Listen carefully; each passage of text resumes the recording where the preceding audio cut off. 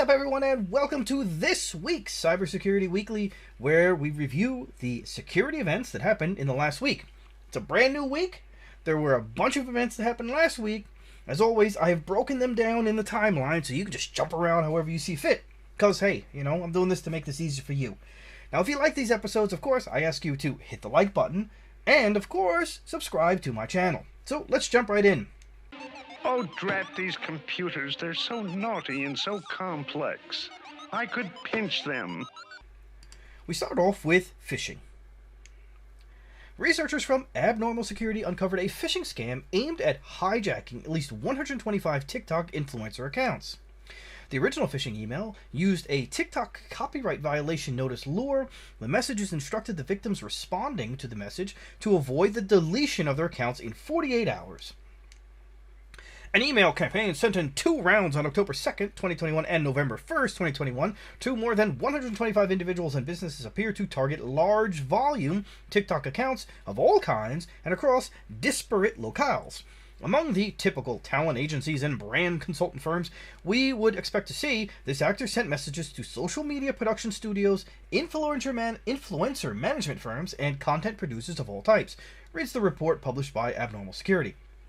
Once the victim replied to the phishing message, the attacker, impersonating TikTok officials, responded via email providing the victims a shortened link titled "Confirm My Account." The link directed the recipient to a WhatsApp chat conversation. Operators engaged in the WhatsApp conversation asked the victims to verify the phone number and email address linked to the target TikTok account. Now then, the threat actor asked the victims to confirm the ownership of the account by providing the 6-digit code they had received. Using this trick, threat actors were able to bypass multi-factor authentication. Another campaign targeting TikTok influencers used an email claiming to be sent by TikTok officials that informed account holders that the account was eligible for a verified badge and asked them to reply to the email to verify the account. We move on to patches. Microsoft has recently addressed an information disclosure vulnerability tracked as CVE 2021-42306 affecting Azure Active Directory. An information disclosure vulnerability manifests when a user or an application uploads unprotected private key data as part of an authentication certificate key credential on an Azure Active Directory application or service principal, which is not recommended.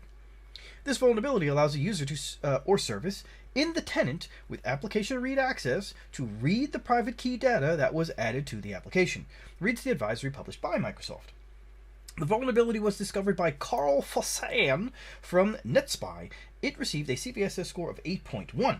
Fossan explained that due to a misconfiguration in Azure, automation account run as credentials, PFX certificates, ended up being stored in clear text in Azure Active Directory, and anyone with access to information on app registrations can access them. Now, an attacker could use these credentials to authenticate as the app registration, typically as a contributor on the subscription containing the automation account. This issue stems from the way the automation account run-as credentials are created when creating a new automation account in Azure. There appears to have been logic on the Azure side that stores the full PFX file in the app registration manifest versus the associated public key, reads the analysis published by NetSpy. Sticking with Microsoft has released out-of-band updates to fix authentication failures related to Kerberos delegation scenarios impacting domain controllers running Windows Server. These issues impact Windows Server 2019 and lower versions, including Windows Server 2016, Windows Server 2012 R2, Windows Server 2012, Windows Server 2008 R2 SP1, and Windows Server 2008 SP2. As you can see here. In order to install the emergency updates, administrators should download the standalone update package from the Microsoft Update Catalog. Netgear addressed a pre-authentication buffer overflow issued in its small home office devices, also known as SOHO, that can be exploited by an attacker on the local area network to execute code remotely with root privileges. The flaw, tracked as CVE 2021-34991 with a CVSS score of 8.8, resides in the device's Universal Plug-and-Play, or UPnPD, daemon functions related to the handling of unauthenticated HTTP subscribe and unsubscribe requests from clients that wish to receive updates whenever the network's UPnP configuration changes. The vulnerability was discovered by Grim researchers who also created a proof-of-concept exploit to compromise fully patched Netgear devices in the default configuration. This Stack Overflow is a traditional Stack Overflow that is not protected by any modern vulnerability mitigations, reads the post published by Grim. However, exploitation of this Stack Overflow is complicated by a few factors. Prior to overflowing the stack, the buffer with the user's input is converted to lowercase. As a result, the exploit cannot use any gadgets which contain bytes with capital letters. Then, the copy, which overflows the stack, is a string copy. As such, it will stop copying characters if it encounters a null character. Thus, the exploit cannot include gadgets with null bytes. While the first limitation can be easily avoided by carefully choosing gadgets, the second limitation is much more difficult to bypass. There is a long list of Netgear devices affected, so make sure you check that out on the official Netgear website. GitHub disclosed two major vulnerabilities in the NPM that have been already addressed. The first vulnerability can be exploited by an attacker to publish new versions of any NPM package using an account without proper authorization. The flaw was reported by Kajetan Grzybowski and Mesiej Piechota to GitHub through its bug bounty program on November 2nd. The company addressed the flaw in a few hours by ensuring consistency across both the publishing service and authorization service. In this way, the same package is being used for both authorization and publishing. The second flaw was discovered by GitHub's security team on October 26th and was caused by routine maintenance of one of the project's publicly available NPM services. The issue is a data leak on the npm.js app replication server, which was caused by routine maintenance. The leak exposed a list of names of private NPM packages during the maintenance window. The content of the packages is not exposed in the same time frame. GitHub is working to improve the security of the NPM registry. It plans to introduce two-factor authentication for maintainers and admins of popular packages on the repository. The new feature will be implemented starting with a list of top packages in the first quarter of 2022. Intel disclosed two high-severity vulnerabilities that affect the BIOS firmware in several processor families. Both vulnerabilities have received a CVSS version 3 score of 8.2.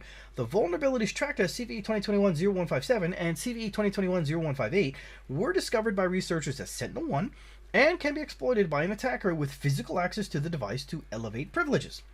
CVE 2021-0157 is due to insufficient control flow management in the BIOS firmware for some Intel processors and may allow a privileged user to potentially escalate privileges via local access. CVE 2021-0158 is an improper input validation in the BIOS firmware for some Intel processors and may allow a privileged user to potentially escalate privilege via local access.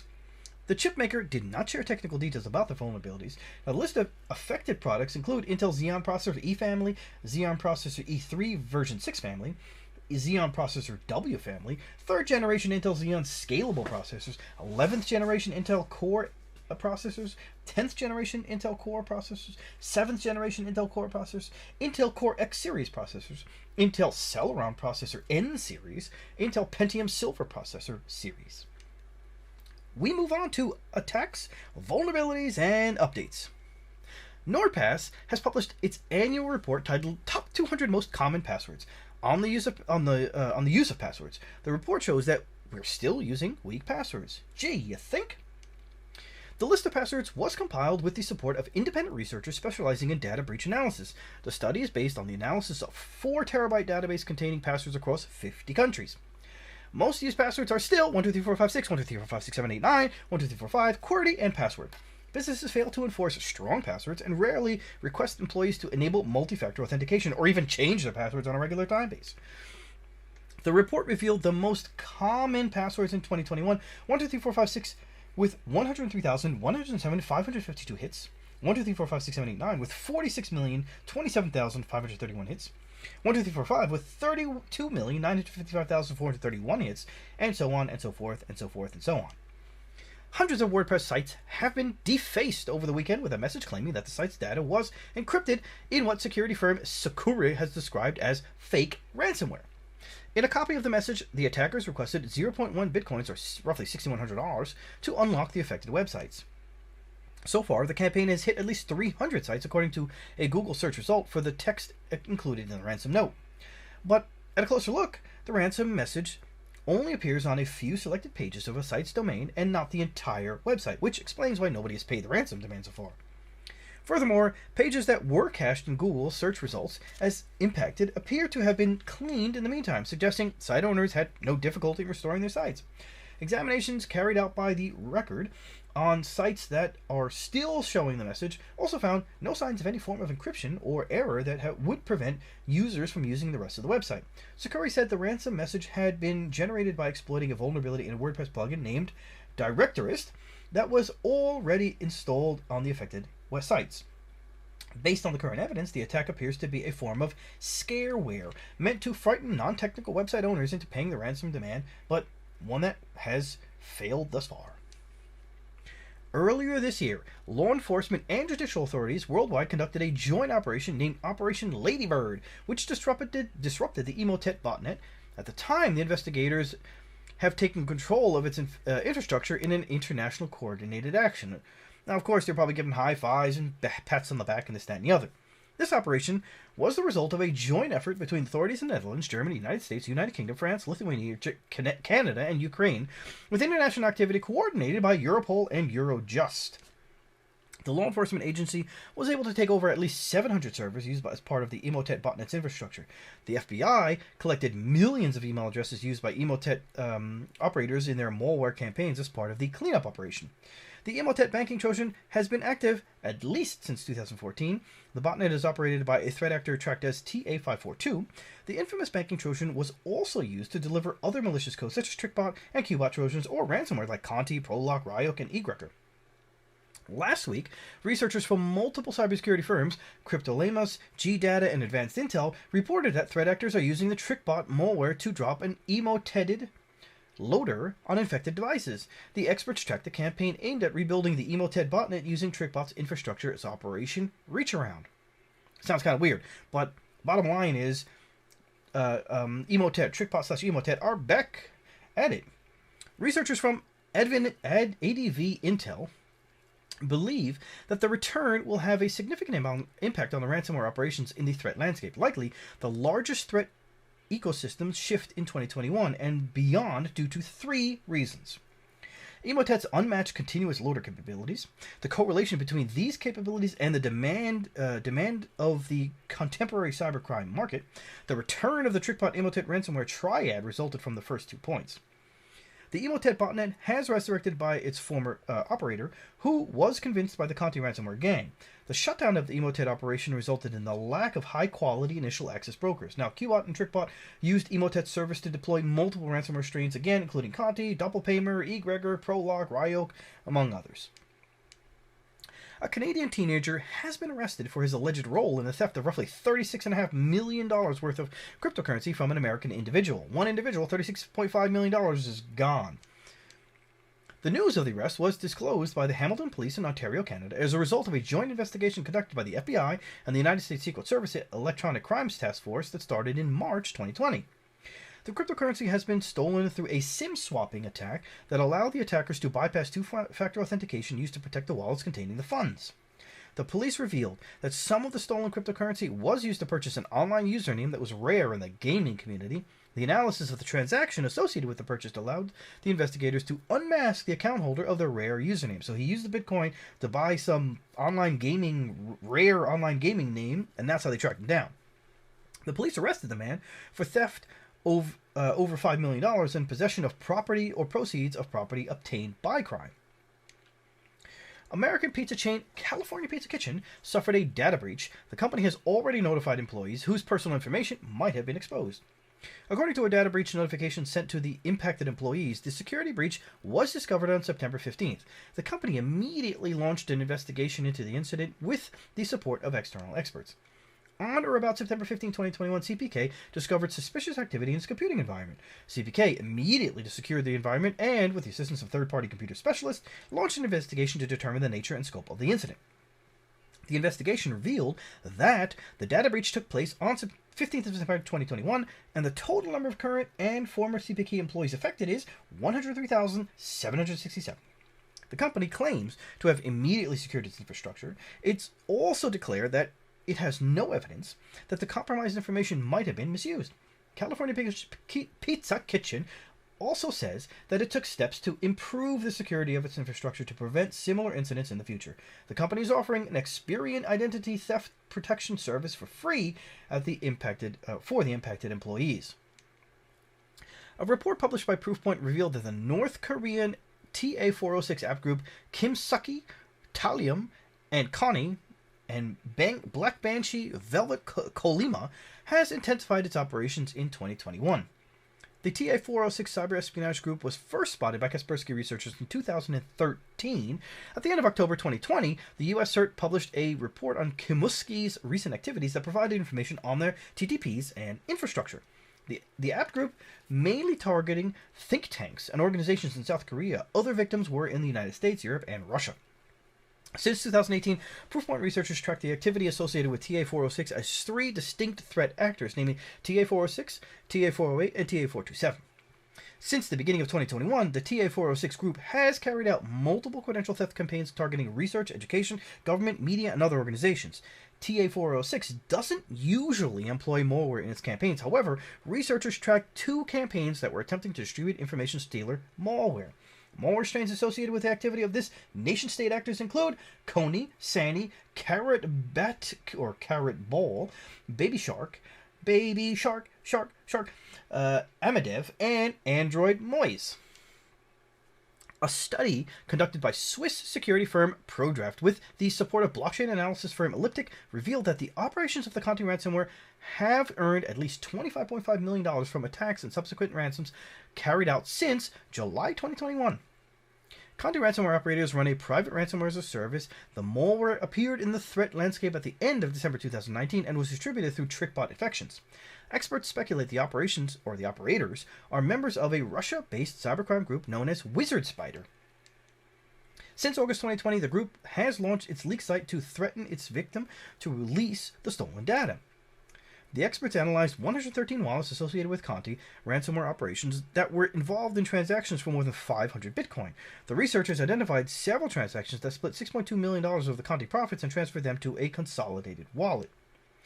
The consolidation cluster was first active in December 2017 when it received one incoming payment of 1.8 Bitcoin. After this time, the consolidation cluster remained dormant until mid-2021. In August 2021, ransomware operators sent 0.07 Bitcoin from this cluster to a prominent exchange known to be used by ransomware groups.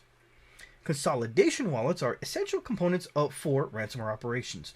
They are the main target of law enforcement actions. The Conti gang has never attempted to cash out or exchange any of the Bitcoin they have received into the consolidation cluster. The blockchain analysis revealed that the remaining 123.06 Bitcoin, around 6.2 million, is currently held in an unhosted wallet. Elliptic experts also analyzed the transactions associated with Conti affiliates. One cluster identified by the researchers received payments from both Conti and DarkSide, a circumstance that suggests that a threat actor was affiliated to both groups. The study also highlights the sophisticated money laundering operation implemented by Conti affiliates. Some affiliate funds have not yet been moved from the wallets due to the pressure of law enforcement. In other cases, the threat actors used multiple services, including exchanges, coin swaps, privacy-enhancing wallets including Wasabi, and the Russian-language darknet marketplace Hydra. Researchers from IBM spotted a new version of the BrazKing Android banking Trojan that pulls fake overlay screens from the command and control server in real time. In the previous version, BrazKing abused the accessibility service to detect which app the user was opening and pull the associated overlay screen from a hard-coded URL and present it on top of the legitimate app. Now, it automates a call to the attacker server requesting those matches on the fly. The detection of which app is being opened is now done server-side, and the malware regularly sends on-screen content to the command and control server. Credential grabbing is then activated from the command and control server and not by an automatic command from the malware, states the analysis published by IBM. Implementing this approach, the attacker can change its behavior depending on multiple factors, such as the victim's IP, Brazilian or other, and the detection of a virtualized environment like an emulator. Unlike classic overlay malware on Android devices leveraging the permission android.permission.system_alert_window to display overlays, the latest version of BrazKing doesn't use it to be more elusive. BrazKing displays its overlay screen by loading the fake screen's URL from the command and control server to a web view in a window. The Trojan uses the type_accessibility_overlay as a type of window when adding the web view from within the accessibility service. While displaying the overlay screen to the user, BrazKing can intercept the views in the background, tap buttons, and even enter text in Android text views. The malicious application is not distributed through official store. The initial infection vector is a phishing message containing a URL that leads to a website claiming the device has been blocked due to a security issue. The landing page instructs the visitor to update the operating system by tapping a button it includes. The researchers noticed that threat actors use HTTPS on the landing page to avoid raising suspicion. Upon tapping the button, the user launches the download of BrazKing via the browser. However, he or she does have to approve the download of the apps from unknown sources. The malware attempts to trick the user into granting permissions under the guise of a Google requirement. The malware requests access to the accessibility service to capture screenshots and keystrokes without requesting any additional permissions that would reveal its malicious activity. The low-level activities abusing the accessibility service are dissect the screen programmatically instead of taking screenshots in picture format. This can be done programmatically, but on a non-rooted device that would require explicit approval from the user. Keylogger capabilities by reading the views on the screen. Rat capabilities, BrazKing can manipulate the target banking application by tapping buttons or keying text in. Read SMS without the Android.permissions.read_SMS permission by reading text messages that appear on screen. Read contact lists without Android permissions read context permission by reading the context on the context screen. BrazKing avoids asking for permissions that would flag Android's Play Protect feature by relying on the screen dissection feature to view what apps the user might be looking at. This keeps them under the radar. Security researchers from SANSEC threat research team discovered a Linux backdoor during an investigation into the compromise of an e-commerce server with a software skimmer. The attackers initially conducted a reconnaissance phase by probing the e-store with automated e-commerce attack probes. After a day and a half, the threat actors found and exploited a file upload vulnerability in one of the e-store's plugins to upload a web shell and inject a software skimmer. The attackers also uploaded a Linux backdoor, or Linux_AVP, written in Golang that disguises as a fake ps-auth process. The analysis of the backdoor revealed that it was able to receive commands from a server hosted on Alibaba. The backdoor injects a malicious cron tab entry to achieve persistence. At the time of the writing, no other antivirus vendor recognized this malware. Curiously, one individual had submitted the same malware to VirusTotal on October 8th with the comment "test," reads the post published by SANSEC threat research team. The backdoor was allegedly developed by user DOB in a project folder lin_avp. The development team codenamed it Grease. The PHP-coded web skimmer camouflaged as a JPEG image file in apt/design/frontend/favicon absolute_top.jpg was dropped in the /app_design_frontend folder. The skimmer retrieves a fake payment form from the remote address and injects it in the e-store. A group of security researchers devised a new attack that completely bypasses the existing mitigations against the Rowhammer vulnerability in dynamic random access memory chips. The Rowhammer issue, which has been around for roughly a decade, exists because cells on DRAM chips are smaller and closer to each other, making it difficult to prevent electrical interconnection or interaction between them. Thus, by repeatedly accessing data in a row of memory, data in nearby rows may become corrupted. To mitigate the flaw, Target Row Refresh, or TRR, was introduced in DRAM, but a group of researchers managed to bypass the protection using non-uniform and frequency-based Rowhammer access patterns. All Rowhammer access patterns published to date exploit rows uniformly, and TRR exploits this behavior to identify aggressor rows and refresh nearby victim rows to prevent failure. However, as smaller technology nodes are used, the underlying DRAM technologies are increasingly vulnerable, resulting in fewer accesses being needed to trigger bit flips in DRAM memory. Thus, non-uniform access patterns can be used to bypass TRR, the researchers said in a paper documenting the work. The researchers conducted experiments on 40 DDR4 DIMMs from Samsung, Micron, and SK Hynix to explore the possibility of bypassing mitigations through accessing aggressor rows in non-uniform access patterns. Again, everything up to date was done using uniform access patterns. They're now trying non-uniform access patterns. We show how randomizing parameters in the frequency domain captures these aspects and use this insight in the design of Blacksmith, a scalable Rowhammer fuzzer that generates access patterns that hammer aggressor rows with different phases, frequencies, and amplitudes, the group added. Using Blacksmith, the researchers were able to bypass TRR on all of the PC DDR4 DRAM chips in their test pool and say they managed to trigger an average 87 times more bit flips. Thus, the researchers claim that currently deployed mitigations are unable to protect against Rowhammer. They also published a video demonstration of how easy the Blacksmith fuzzer finds bit flips on DDR4 devices that have TRR enabled. Fat Pipe software defined wide area network products provide solutions for an easy mitigation to hybrid WAN.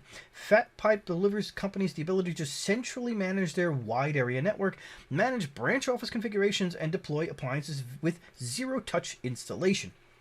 The FBI is now warning of a zero-day vulnerability in Fat Pipe products actively exploited in the wild since at least May 2021. The flaw resides in the web management interface of Fat Pipe software. An attacker can exploit the vulnerability to send modified HTTP requests to a vulnerable device and upload files to any location on the file system. The issue is due to the lack of input and validation check for certain HTTP requests. The vulnerability affects Warp, MPVPN, IPVPN products 10.1.2 and 10.2.2 versions prior to release with a fix. The vulnerability was addressed with the release of FatPipe Warp, MPVPN, and IPVPN software versions 10.1.2 R60P93 and 10.2.2 R44P1. FatPipe already released software updates to try to address this vulnerability. It also explained that there are no workarounds that address this vulnerability. To mitigate the issue, the company recommends disabling UI access on all WAN interfaces or configure access lists on the interface page to allow access only from trusted sources.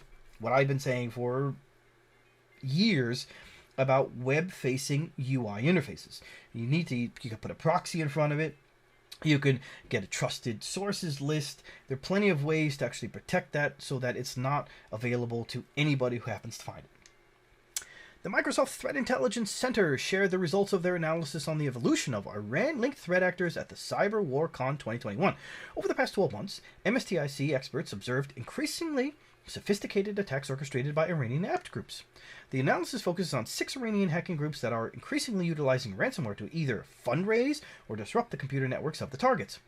Experts pointed out that Iranian threat actor operators are more patient and persistent with their social engineering campaigns. However, they continue to conduct aggressive brute force attacks on their targets. Since September 2020, researchers analyzed the ransomware operations conducted by 6 Iranian threat groups that were launched in waves every 6 to 8 weeks on average. One of the campaigns monitored by the experts and conducted by Phosphorus apt group leveraged known vulnerabilities in Fortinet, FortiOS, SSL VPN, and Microsoft Exchange servers to deploy ransomware on vulnerable networks. Another Iran-linked apt group analyzed by Microsoft tracked as Curium that was characterized by a great deal of patience in its operations. The Curium group leveraged a network of fake social media accounts to trick the victims into installing malware. In October 2021, researchers at Microsoft Threat Intelligence Center, or MSTIC, and Microsoft Digital Security Unit, or DSU, uncovered a malicious activity cluster tracked as Dev0343 that is targeting the Office 365 tenants of US and Israeli defense technology companies. Threat actors are launching extensive password spraying attacks aimed at targeting organizations. The malicious campaign was first spotted in July 2021. Mandiant threat intelligence researchers believe that the Ghostwriter disinformation campaign, aka UNC1151, was linked to the government of Belarus. In August 2020, security experts from FireEye uncovered a disinformation campaign aimed at discrediting NATO by spreading fake news content on compromised news websites. According to FireEye, the campaign tracked as Ghostwriter has been ongoing since at least March 2017 and is aligned with Russian security interests. Unlike other disinformation campaigns, Ghostwriter doesn't spread through social networks. Instead, threat actors behind this campaign abused compromised content management systems of news websites or spoofed email accounts to disseminate fake news. The attackers used to replace existing legitimate articles on the sites with fake content instead of creating new posts. The attackers were spreading fabricated content, including falsified news articles, quotes, correspondence, and other documents designed to appear as coming from military officials and political figures in target countries. According to the experts, the campaign primarily targeted audiences in specific states, members of the alliance, including Lithuania, Latvia, and Poland. Ghostwriter operators focus on spreading fabricated quotes, such as a quote falsely attributed to the commander of the NATO EFP battle group that was used to push a narrative that 21 Canadian soldiers stationed in Latvia had been infected with COVID-19. Another piece of fabricated content was a letter presented as to be authored by NATO Secretary General Jens Stoltenberg, which was written to bolster a narrative suggesting that the Atlantic Alliance was planning to withdraw from Lithuania in response to the COVID-19 pandemic. According to a report published this week by Mondiant, Belarus is involved in the campaign tracked as Ghostwriter. In August 2020, the Ghostwriter campaign spread articles claiming that the protests in Belarus were orchestrated by the US and NATO. Since the August 2020 election, 16 of the 19 Ghostwriter operators or operations promoted narratives defaming the Polish and Lithuanian governments. Sensitive technical information gathered by the researchers suggests the threat actors were operating from Minsk, Belarus, under the control of the Belarusian military. Mondiant investigated the possible involvement of Russian apps in Ghostwriter operations, but despite a high-level TTP overlaps with Russian operations, the researchers have not found direct evidence of Russian government involvement. The popular adult cam site StripChat has suffered a security breach that resulted in the leak of personal data of millions of users and adult models. The security breach was discovered by the data breach hunter Bob Dyachenko. The expert discovered an Elasticsearch database cluster that was accessible online without authentication. Dyachenko discovered the cluster on November 5th, but the database was indexed by search engines on November 4th. The exposed database makes multiple references to StripChat and consists of nearly 200 million records. Exposed data includes email addresses, usernames, and IP addresses, among other info, seemingly about the site's users and models, wrote Dyachenko. The expert pointed out that the exposure could pose a significant privacy risk for StripChat viewers and models. Threat actors could use such kinds of data to blackmail in sextortion schemes or to target them in a phishing attack. Dyachenko attempted to contact the company multiple times via email and Twitter, but without success. The researcher noticed that the adult site secured its database a few days later, so they got the message.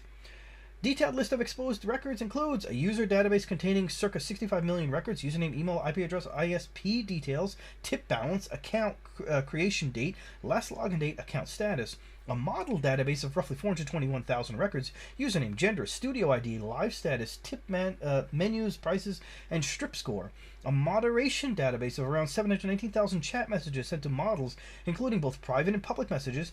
Each record contains the user ID of the viewer who sent the message, so you could take that chat database and link it to both the stripper as well as the customer for using in some type of sexploitation or some type of scam, trying to pressure people saying, I'm going to make this information public.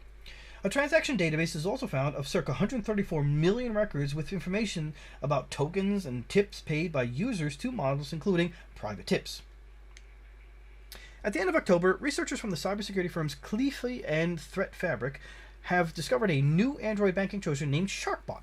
The name comes after one of the domains used for its command and control servers.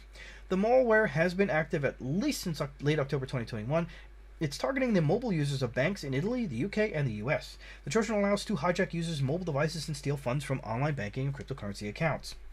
Once the banking Trojan is installed on the victim's device, threat actors can steal sensitive banking information through the abuse of accessibility services, like login credentials, personal information, and current balance.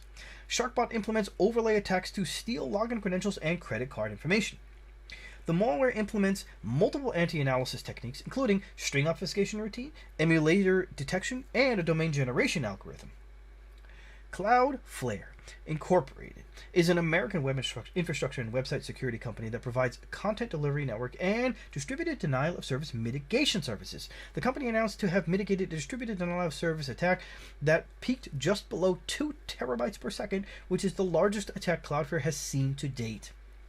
The attack was launched by a Mirai botnet variant composed of 15,000 bots. It combined DNS amplification attacks and UDP floods. The botnet included Internet of Things devices and GitLab instances. This was a multi-vector attack combining DNS amplification attacks and UDP floods. The entire attack lasted just 1 minute. The attack was launched from approximately 15,000 bots running a variant of the original Mirai code on Internet of Things devices and unpatched GitLab instances, reads the post published by Cloudflare. Experts warn that terabit-strong attacks are becoming common, confirming the trend in the overall increase of the intensity of distributed denial of service attacks. Cloudflare's third quarter distributed denial of service attacks trends report also revealed that the network layer DDoS attacks increased by 44% quarter over quarter. ESET researchers reported that North Korea-linked Lazarus app group is targeting cybersecurity community with a Trojanized pirated version of the popular IDA Pro reverse engineering software. Threat actors bundled the IDA Pro 7.5 software with two malicious components. Attackers replaced win_fwdll and an internal component that is executed during IDA Pro installation with a malicious DLL. The malicious win_fw.dll creates a Windows scheduled task that starts a second malicious component, IDA helper.dll, from the IDA plugins folder, reads a tweet published by ESET. IDA Pro is widely used by malware researchers to translate machine executable code into assembly language source code for purpose of debugging and reverse engineering. Upon executing the installer, the IDA helper.dll attempts to download and execute a next stage payload from devguardmap.org/board blah blah blah some address. Experts pointed out that the domain was involved in a past campaign carried out by the app group and aimed at security professionals. In March, researchers from Google's threat analysis group reported that North Korea-linked hackers are targeting security researchers via social media. Google researchers discovered that threat actors also created a website for a fake cybersecurity firm named Secure-Elite, offering offensive security services including pen test, security assessments, and exploits. The email servers of the FBI were hacked to distribute spam email impersonating the Department of Homeland Security warnings of fake, sophisticated chain attacks from an advanced threat actor. The message tells the recipients that their network has been breached and that the threat actor has stolen their data. Curiously, the fake emails claim that the attack was carried out by a threat actor known as Vinny Troya, but Troya is actually the head of security research for threat intelligence firms Nightlion and Shadowbite. The international nonprofit organization Spamhaus Project that monitors spam campaigns warned of emails that purport to come from the FBI/DHS. The fake warnings are apparently being sent to addresses scraped from ARIN database. The fake emails were sent from the IP address 153.3.1.119.152, which is mx-east-ic.fbi.gov. The sender appears to be the Federal Bureau of Investigation's Law Enforcement Enterprise Portal, or LEAP. The popular investigator Brian Krebs interviewed the self-reported hacker, the person who's taking responsibility for this, goes by the name of Pompamarin, who explained that the attack was done to point out a glaring vulnerability in the FBI system. I could have 1000% used this to send more legit-looking emails, trick companies into handing over data, etc., Pompamarin told Krebs, and this would have never been found by anyone who would responsibly disclose due to the notice the feds have on their website. Basically, when you request the confirmation code, it was generated client-side, then sent to you via post request, Pompamarin added. This post request includes the parameters for the email subject and body content. Pompamarin used a script to replace those parameters with his own message subject and body, and automated the sending of the hoax message to thousands of email addresses. Needless to say, this is a horrible thing to be seeing on any website, Pompamarin added.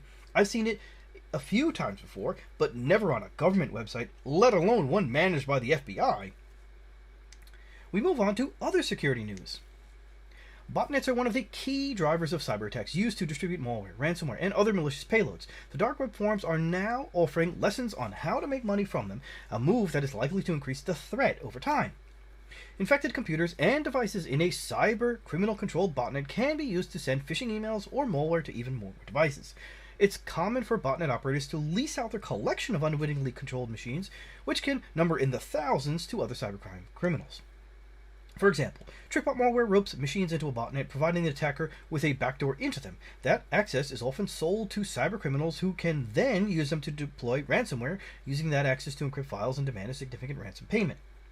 Cybersecurity researchers at Recorded Future analyzed advertising and activity in a botnet school on a prominent underground forum and found that these courses are in demand. It's essentially like as if you're in college, Danny Panton, cybercrime intelligence researcher at Recorded Future, told ZDNet. You'll have a director, and they'll be virtually teaching you.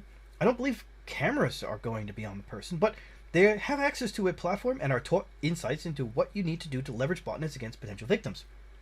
Those teaching the courses include individuals who run large botnets themselves. The courses aren't cheap, they cost over $1,400, but promise to provide even novice cybercriminals with knowledge on how to build, maintain, and monetize botnets.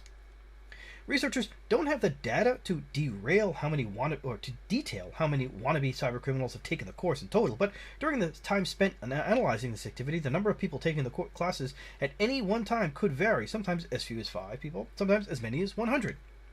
The course covers subjects including how to run a botnet in a way designed to avoid law enforcement attention, and researchers warn that the existence of these courses likely leads to an increase in the threat of botnets, although by how much is hard to quantify without being able to track the activity of individual users.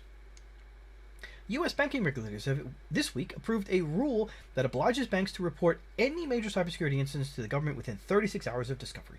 Major cybersecurity incidents are attacks that impact operations of the victims or the stability of the U.S. financial sector. The rule was approved by the Federal Reserve, Federal Deposit Insurance Corporation, and Office of the Comptroller of the Currency. The rule aims at forcing banks to quickly respond to cybersecurity incidents. The rule also required financial institutions to notify customers as soon as possible if the attack has caused problems lasting 4 or more hours. According to Reuters, the banking industry had successfully completed a massive cross-industry cybersecurity drill to test the response to a ransomware attack that threatens to disrupt their range of financial services. Bridges are private Tor relays that allow users to circumvent censorship. Their role is essential in countries that block Tor connections such as China, Belarus, Iran, and Kazakhstan. Unfortunately, maintainers of the project reported that the number of Tor bridges has decreased since January. For this reason, they are urging users to set up new servers. The Tor Project aims at bringing more than 200 OPFS4 bridges online by the end of this year with the support of users. The maintainer of the project are offering unique and exclusive Tor reward kits. Users that will run 10 OPFS4 bridges for 1 year will receive a Golden Gate Bridge kit, including 1 Tor hoodie, 2 Tor t-shirts, and a sticker pack.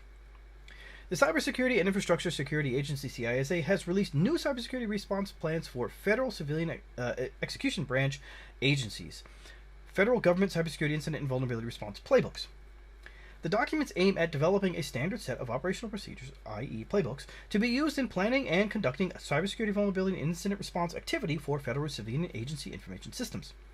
The definition and adoption of standardized IR procedures allow to drastically reduce the associated risks for impacted organizations. The document released by CISA presents 2 playbooks, one for incident response and one for vulnerability response.